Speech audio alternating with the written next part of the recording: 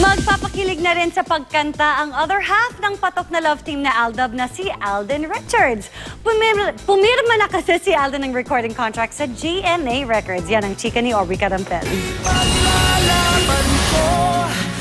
Hindi na lang puro dub smash, sa Itbulaga ang ating pambansang Bay.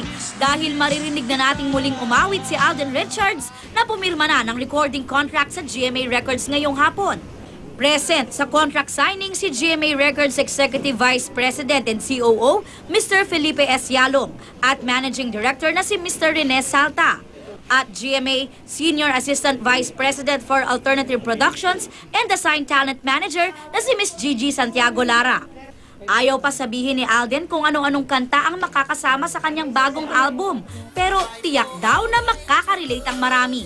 Merong original, at least two original songs, one Tagalog, one English.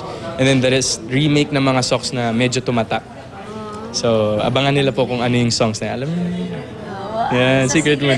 Secret muna. Basta talagang so hindi na lang magda-dub smash yan. Ay, hindi. Boses na. Bosisan na to. Voice workshop pa more. Next week daw ay magsisimula na siyang mag-record at sa lalong madaling panahon ay i-release na ang kanyang bagong single.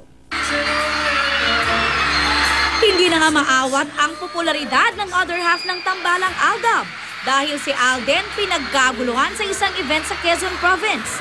Tila hindi na nakakanta ng ayos si Alden nang pagkaguluhan siya ng audience sa coronation night ng isang beauty pageant sa Lucena City. May panayang hawa at nakipag-selfie pa sa sweetheart ni Yaya Dub. Kahit ang mga kandidata ng beauty pageant, napakilig pa more ng awitan ni Alden.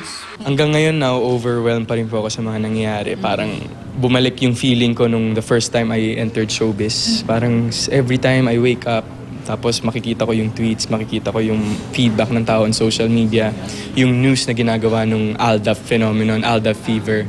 I'm very thankful po talaga with everything. So, talaga sana tuloy-tuloy lang. Of course, and syempre, pinaka-importante sa lahat, wag magbabago. Aubrey Carampel updated sa Showbiz Happening.